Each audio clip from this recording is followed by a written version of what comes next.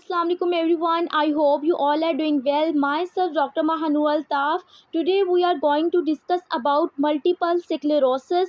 Multiple sclerosis के क्या pathophysiology है, pharmacological management, physiotherapy management, neurological examination किस तरह से करते हैं, ईच एंड एवरीथिंग आज के हम लेक्चर में डिस्कस करेंगे।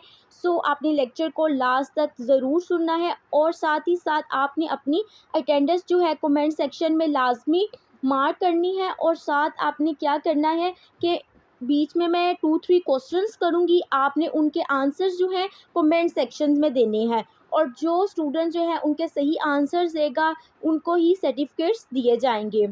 सो स्टार्ट करते हैं हम अपने टॉपिक को। मल्टीपल स्क्लेरोसिस एमएस जो है हमारे पास ये सीएनएस की डिजीज़ है, ये स्लोली प्रोग्रेशन डिजीज़ है। इसमें बेसिकली होता क्या है कि डीमाइलिनेशन स्टार्ट हो जाती है in the brain and spinal cord. You know कि हमारी नर्व फाइबर्स होती है, एक होती है माइलिनेटेड, दूसरी होती है डीमाइलिनेटेड।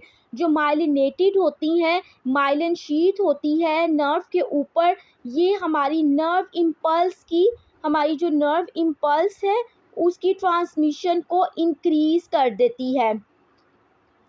अगर डीमाइलिनेशन हो जाएगी तो क्या होगा, हमारे पास नर्व इम्पल्स की जो ट्रांसमिशन है वो स्लो हो जाएगी और डिफरेंट क्लिनिकल मैनिफेस्टेशंस हमें देखने के लिए मिलेंगे और साथ ही साथ इन्फ्लेमेशन भी होना स्टार्ट हो जाती है। और ये एक ऑटो इम्यून डिजीज़ है। ऑटो इम्यून डिजीज़ कौन सी होती है कि हमारी बॉडी का जो इम्यून सिस्टम है अपने ही हेल्दी सेल्स को अटैक करना स्टार्ट कर देता है और डिस्ट्रॉय करना स्टार्ट कर देता है। कौन से ऐसे फैक्टर्स हैं जिनकी वजह से एमएस हो रहा है, तो इसका जो बेसिक फैक्टर है वो अननोन है, बट कुछ जेनेटिक फैक्टर्स हैं और इन्वायरमेंटल फैक्टर्स हैं जिनकी वजह से मल्टीपल स्क्लेरोसिस होता है। जेनेटिक में क्या है कि ये फीमेल्स में कॉमन है, इसलिए जब हम लोग हिस्ट्री लेते हैं आपने नोट किया होगा कि हम लोग डेमोग्राफिक लेते हैं और डेमोग्राफिक डेटा में हम लोग जेंडर भी लिखते हैं, बिकॉज कुछ डिजीज़ ऐसी होती हैं जो मेल्स में ज़्यादा कॉमन होती है, कुछ डिजीज़ ऐसी होती हैं जो कि फीमेल्स में ज़्यादा कॉमन होती हैं। और इससे क्या होता है कि हमें अपना डायग्नोसिस बनाने में बहुत ज़्यादा हेल्प मिलती है। दूसरा फैमिली हिस्ट्री हो सकती है। इन्वायरमेंटल फैक्टर्स कौन से हो सकते हैं, कोई इन्फेक्शन हो गया, इन्फेक्शन कौन सा हो सकता है, एप्स्टन बार इन्फेक्शन जो है वो हो सकता है। इसके अलावा जिनमें विटामिन डी की डेफिशिएंसी होती है उनमें भी ये हो सकता है। अब ऐसा बिल्कुल नहीं है कि जिन लोगों को एप्स्टन बार वायरस हुआ है उनके अंदर जो है मल्टीपल स्क्लेरोसिस होगा, बल्कि जेनेटिक फैक्टर साथ रिलेट कर रहा होता है। जिनको कोई फैमिली हिस्ट्री में एमएस रह चुका हो तो उनमें हो सकता है। अब जेनेटिक में क्या होता है कि हमारी जो है ना डीएनए के अंदर म्यूटेशन आ जाती है। किसके अंदर आती है, डीएनए के अंदर म्यूटेशन आ जाती है और डीएनए में भी स्पेसिफिक जो DR2 जो जीन है ना उसमें म्यूटेशन आती है। और ये जो जीन है ना ये किस पे प्रेजेंट होती है, डेंड्राइटिक सेल्स के ऊपर, माइक्रोफेजेस, बी सेल्स के ऊपर। इन शॉर्ट जो हमारे इम्यून सिस्टम के जो सेल्स हैं जो हमें इम्यूनिटी प्रोवाइड करते हैं उन पर ये प्रेजेंट होती है। और अगर इनमें म्यूटेशन आ जाए तो उसकी वजह से एमएस हो सकता है। और साथ जो है अगर एप्स्टन बार वायरस भी हो गए, ये दोनों रिलेट कर रहे होते हैं, या विटामिन डी की डेफिशिएंसी हो गया तो उनको एमएस मल्टीपल स्क्लेरोसिस उन पेशेंट्स में होना कॉमन है। नेक्स्ट इज पैथोफिजियोलॉजी, किस तरह से ये हमारा प्रोसेस सारा हो रहा है उसको डिस्कस कर लेते हैं। अगर मैं आपको डायग्राम के थ्रू बताऊं तो आप इजीली समझ सकेंगे। फॉर एग्जांपल हमारी बॉडी के अंदर कोई एंटीजन है, लाइक ये हमारे पास था एंटीजन, एप्स्टन बार वायरस हो गया, या फिर हमारे पास ह्यूमन HB6 वायरस था, ठीक है। एंटीजन आएगा बॉडी के अंदर, माइक्रोफेज होगा। माइक्रोफेज का क्या काम होता है, वो कुछ भी आता है उसको इनगल्फ कर लेता है, ये एंटीजन को इनगल्फ कर लेगा और हमारा फेगोसाइटोसिस का प्रोसेस होगा। फेगोसाइटोसिस का प्रोसेस होने के बाद क्या होगा कि हमारे पास जो MHD कॉम्प्लेक्स बन जाएगा, मेजर हिस्टोकम्पैटिबिलिटी कॉम्प्लेक्स बनेगा MHD कॉम्प्लेक्स बनेगा। अगर आपने इम्यूनोलॉजिकल चैप्टर पढ़ा हो अच्छे तरीके से तो आप वहाँ पे हमने ये डिटेल से चीज़ें पढ़ी हुई हैं, उसमें आपको पता होगा MHD कॉम्प्लेक्स क्या है। सो ये हो जाता है। उसके बाद क्या होता है हमारे पास नेक्स्ट MHD कॉम्प्लेक्स होता है। देन हमारे पास क्या होता है कि हमारी बॉडी के अंदर टी सेल्स होते हैं और ये बहुत इम्पॉर्टेंट है। टी सेल्स क्या करते हैं? टी सेल्स होते हैं, टी सेल्स के ऊपर जो है वो रिसेप्टर होता है, ठीक है। यहाँ पर जाके जो हमारी एंटीजन है वो जाके अटैच हो जाती है MHD कॉम्प्लेक्स और बॉन्ड बना देती है, CD4+ बॉन्ड बना लेती है। देन हमारा ये टी हेल्पर सेल बन जाता है। अब आपको पता है कि हमारे ब्लड ब्रेन बैरियर होता है और ब्लड ब्रेन बैरियर के अंदर जो है कुछ स्पेसिफिक चीज़ें ही होती हैं, कंपोनेंट्स होते हैं जो कि उसको क्रॉस कर पाते हैं। सब कंपोनेंट्स जो हैं ब्लड ब्रेन बैरियर को क्रॉस नहीं कर पाते हैं। उनमें से एक टी हेल्पर सेल भी है जो कि ब्लड ब्रेन बैरियर को क्रॉस कर पाता है। सो जैसे ही हमारे टी हेल्पर सेल्स के ऊपर जो जाके एंटीजन लगती है वो स्ट्रक्चरली और मॉर्फोलॉजिकली और फंक्शनली जो है ना हमारे ओलिगोडेंड्रोसाइट से मिल रही होती है। ओलिगोडेंड्रोसाइट्स क्या होती हैं? ये हमारी माइलिन शीट की फॉर्मेशन करते हैं। ये अंदर चले जाती हेल्पर सेल्स जो हैं, हमारे पास जो टी हेल्पर सेल्स हैं वो ब्लड ब्रेन बैरियर के अंदर चले जाते हैं और वहाँ जाकर क्या करते हैं, हमारे न्यूरॉन होते हैं लाइक इस तरह से होते हैं कुछ। यहाँ पे अगर मैं आपको डायग्राम के थ्रू बताऊँ, और यहाँ पर माइलिन शीट होती है, ओलिगोडेंड्रोसाइट्स होते हैं, ठीक है। जैसे ही अंदर जाते हैं टी हेल्पर सेल्स को ऐसे लगता है कि हमारे पास जो ओलिगोडेंड्रोसाइट्स हैं ये कोई एंटीजन है, बिकॉज मैंने आपको बताया जो एंटीजन अटैच हुआ हुआ है वो मॉर्फोलॉजिकली स्ट्रक्चरली रिलेट कर रहा होता है, जिसकी वजह से वो जो टी हेल्पर सेल्स हैं ओलिगोडेंड्रोसाइट्स पर अटैक करते हैं और हमारी बॉडी के अंदर डिफरेंट केमिकल्स रिलीज होते हैं लाइक इंटरल्यूकिन 1 आता है, इंटरल्यूकिन 6 आता है और साइटोकाइंस वगैरह जो हैं वो रिलीज़ होना स्टार्ट हो जाते हैं। इसकी वजह से क्या होता है कि हमारी बॉडी के अंदर जो हमारे ब्लड ब्रेन बैरियर है उसकी परमिएबिलिटी जो है वो इंक्रीज़ कर जाती है। दूसरा वेज़ोडाइलेशन जो है वो भी हो जाती है और वाइट ब्लड सेल्स जो हैं, वाइट ब्लड सेल्स वो भी इंक्रीज़ हो जाते हैं, वो भी अंदर आना स्टार्ट हो जाते हैं। ब्लड सप्लाई जो है वो भी इंक्रीज़ हो जाती है। ये सारा प्रोसेस होता रहता है और साथ ही क्या होता है कि जो हमारे बी सेल्स जो हैं वो एंटीबॉडीज़ को रिलीज़ करते हैं और हमारी जो है माइक्रोफेजिस को एक्टिवेट कर देते हैं इंटरल्यूकिन गैमा।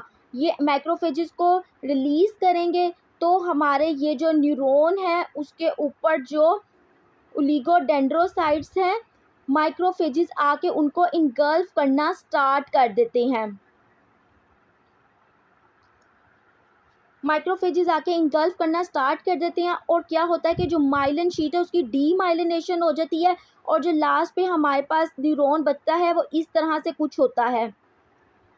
माइलिन शीट जो है ना बिल्कुल भी नहीं रहती है और स्क्लेरा बन जाता है और इसी स्क्लेरा से वर्ड निकला है सिक्लेरोसिस।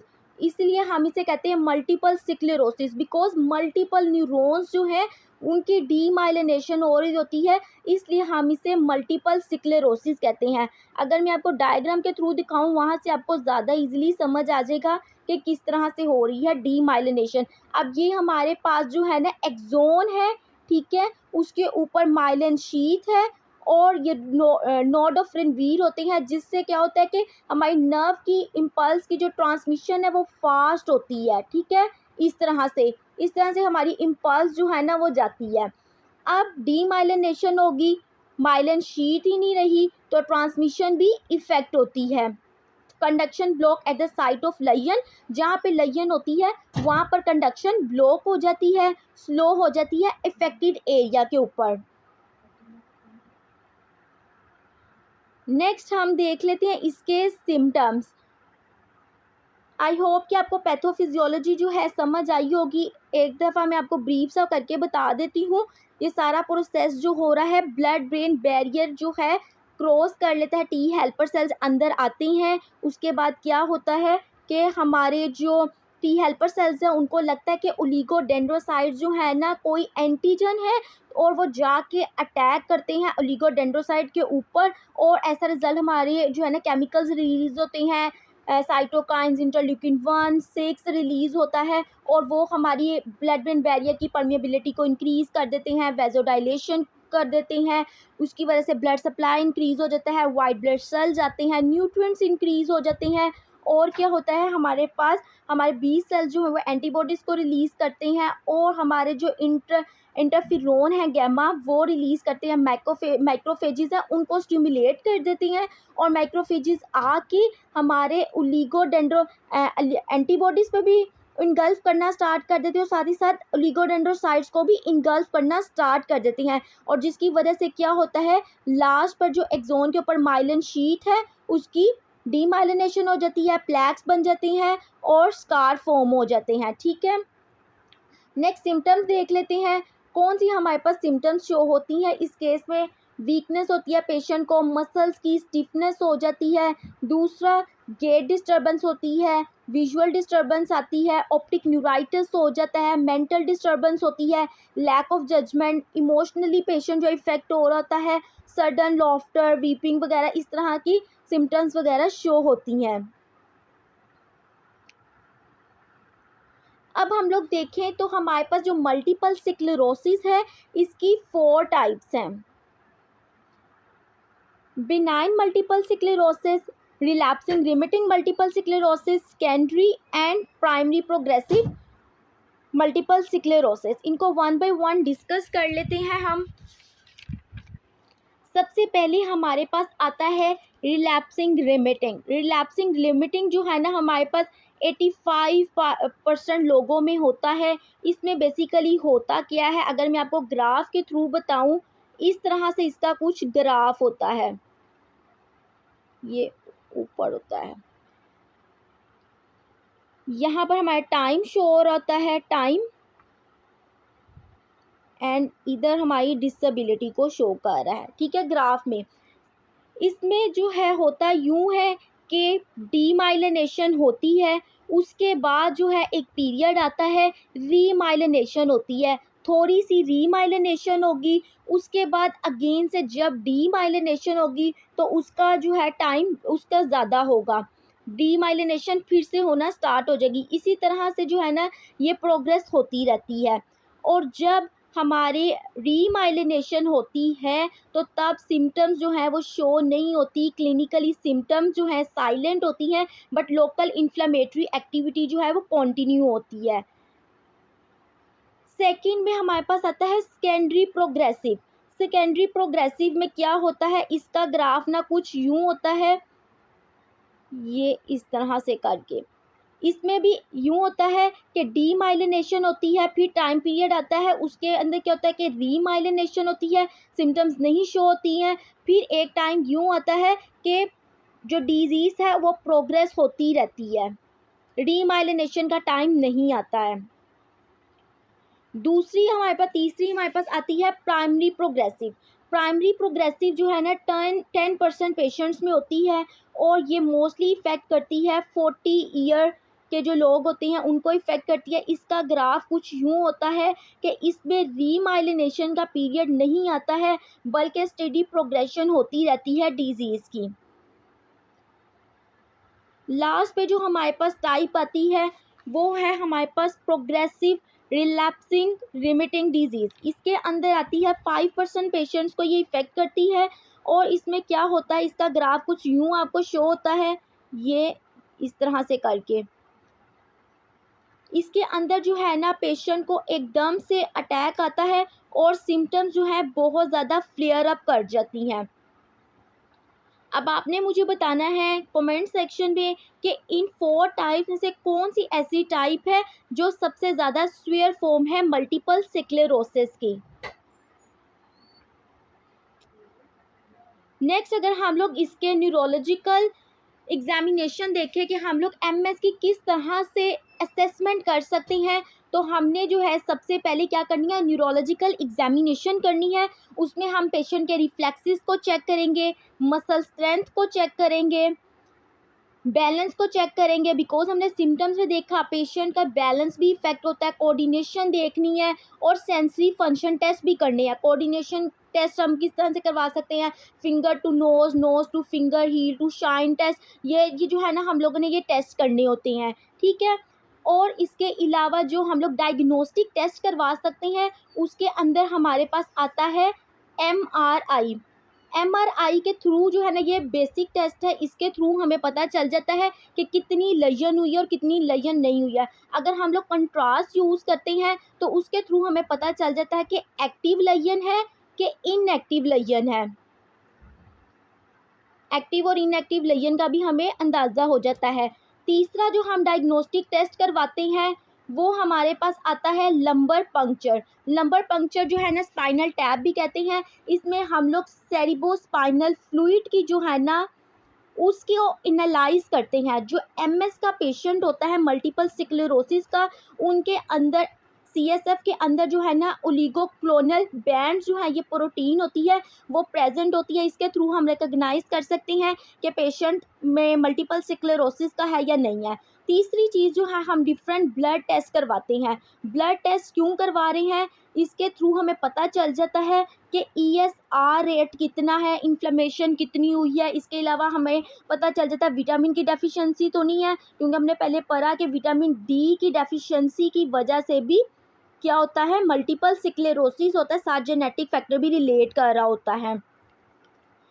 ये होगी इसकी एग्जामिनेशन, इसको किस तरह से हम लोग इसकी असेसमेंट कर सकते हैं। लास्ट पे हमारे पास जो है इसकी मैनेजमेंट है। ट्रीटमेंट में अगर देखें तो हमारे पास जो फार्माकोलॉजिकल ट्रीटमेंट है, हमने पेशेंट को देने हैं कॉर्टिकोस्टेरॉइड्स, बिकॉज इन्फ्लेमेशन भी हो रही है, प्रेडनिसोलोन देंगे। अगर तो कॉर्टिकोस्टेरॉइड्स से रिलीफ नहीं मिल रहा तो देन हम प्लाज्माफेरेसिस करते हैं। अगर आप हॉस्पिटल में जाए तो प्लाज्माफेरेसिस जो है बहुत कॉमन है, करवाया जाता है। इसमें बेसिकली क्या करते हैं, रिमूव करते हैं ब्लड को और फिल्टर करते हैं प्लाज्मा को, and it is replace with another substitute. Okay, next one is हम लोग सिम्टोमेटिक ट्रीटमेंट करते हैं। पेशेंट की हम लोगों ने सिम्टम्स को मैनेज करना है। उनमें क्या आता है, मसल रिलैक्सेंट्स। मसल रिलैक्सेंट्स क्यों दे रहे हैं, जो मसल्स के अंदर बहुत ज़्यादा स्टिफनेस हुई है, स्पास्टिसिटी हुई है, वो कम हो जाए। इसमें हम लोग बैक्लोफेन दे सकते हैं, टेजानेडिन दे सकते हैं। Next pain killers, neuropathic pain होती है तो इसमें हम लोग दे सकते हैं गाबापेंटीन, और दे सकते हैं प्रीगैबलिन दे सकते हैं। एंटी डिप्रेसेंट्स पेशेंट को देंगे, ठीक है। उसके बाद हम लोगों ने इम्प्रूव मोबिलिटी को भी इम्प्रूव करना है। इससे क्या होगा कि पेशेंट की वॉकिंग स्पीड जो है वो बेटर होगी, मोबिलिटी इम्प्रूव होगी। इसमें हमारे पास जो मेडिसिन आती है वो है डेल्फेम्प्रेडिन आती है। एक पेशेंट का हमारे पास मेन ट्रीटमेंट चलता है, दूसरा हमारे पास सिम्टोमेटिक ट्रीटमेंट चलेगा। लास्ट पे हम देख लेते हैं फिजियोथेरेपी मैनेजमेंट। PT मैनेजमेंट हमारे पास क्या होगी कि हमने पेशेंट की स्पास्टिसिटी को कम करना है। स्पास्टिसिटी को कम करना है तो उसके लिए हम क्या करवा सकते हैं, पेशेंट की स्ट्रेचिंग एक्सरसाइजेस करवा सकते हैं, इन कोऑर्डिनेशन को इंक्रीज करना है। नेक्स्ट सेंसरी स्किन केयर करनी है, पेन को मैनेज करना है, रोम्स को इम्प्रूव करवाना है, गेट ट्रेनिंग करवानी है, एटेक्सिया जो है कोऑर्डिनेशन में जो प्रॉब्लम आ रही है उनको मैनेज करना है। इसमें हम लोग फ्रिंकल्स एक्सरसाइजेस करवाते हैं। हर बॉडी पार्ट की हर कंडीशन के हिसाब से हमारी डिफरेंट होगी। सिटिंग में है पेशेंट तो हमने sitting to sit to stand करवाना है, पेशेंट को transfer weight from foot to foot करवाना है, वॉकिंग साइड वे करवाना है, placing foot on specific marks पे करवाना है। इससे क्या होगा, पेशेंट की गेट ट्रेनिंग होगी, गेट पैटर्न पेशेंट का ठीक होगा। आर्म्स के लिए कौन कौन सी करवानी है, पिकिंग अप ऑब्जेक्ट्स, पेशेंट को कहना है कोई भी ऑब्जेक्ट रख देने हैं पास पेशेंट के, इस ऑब्जेक्ट को उठा के एक स्पेसिफिक होल के अंदर या किसी रिंग के अंदर रखें। इस तरह से पेशेंट की छोटी छोटी एक्टिविटीज़ हैं उनकी ट्रेनिंग करवानी है, ताकि हम लोग पेशेंट की क्वालिटी ऑफ लाइफ को इम्प्रूव कर सकें। बिकॉज हम पेशेंट की जो रिलैप्सिस के जो पेशेंट होते हैं, इनके अंदर जो है हम लोग सिम्टम्स को मैनेज कर सकते हैं, डिजीज़ की जो प्रोग्रेशन है उसको स्लो डाउन करवा सकते हैं, पेशेंट की क्वालिटी ऑफ लाइफ को इम्प्रूव कर सकते हैं। सो हमने इस चीज़ पे वर्किंग करनी होती है। Next one is cryotherapy modalities का यूज़ कर सकते हैं, हाइड्रोथेरेपी, थेरेप्यूटिक एक्सरसाइजेज वगैरह करवाएंगे पेशेंट को। इसके अलावा मसल रिलैक्सन देंगे, जो कि मैंने आपको पहले ही बताया। बेक्लोफेन का इस्तेमाल कर सकते हैं, स्ट्रेचिंग एक्सरसाइजेज करवा सकते हैं। कुछ ऐसे फैक्टर्स भी होते हैं जिनकी वजह से पेशेंट की जो डिजीज़ की प्रोग्रेशन है वो ज़्यादा हो जाती है और सिम्टम्स जो है वो प्रोग्रेस कर जाते हैं। सो हमें उनको भी मैनेज करना ज़रूरी होता है। इसके अलावा हम लोग पेशेंट की स्ट्रेंथनिंग एक्सरसाइजेज भी करवाएंगे, रोम एक्सरसाइजेज करवाएंगे पेशेंट को। और हम लोगों ने कुछ होम प्लान भी देना है। होम प्लान के अंदर क्या होगा कि हेल्दी डाइट होनी चाहिए, पेशेंट की हेल्दी डाइट होनी चाहिए। इसके अलावा रेगुलर एक्सरसाइज करनी है, स्ट्रेस को मैनेज करना है, स्मोकिंग नहीं करनी है, गुड पोस्चर को मेंटेन करना है, प्लेंटी ऑफ वाटर का इस्तेमाल करना है और उन एक्टिविटीज़ से अवॉइड करना है जो पेन को ट्रिगर कर रही हैं, और प्रोलॉन्ग सिटिंग और स्टैंडिंग से अवॉइड करना है, और साथ ही साथ हैवी वेट लिफ्टिंग से अवॉइड करना है। It's all done from my side. If you people have any question then you can ask in the comment section. और आपने जो क्वेश्चंस मैंने आपसे 2 पूछे हैं, आपने उनके आंसर्स भी कमेंट सेक्शन में देने हैं। अल्लाह हाफ़िज़ एवरीवन।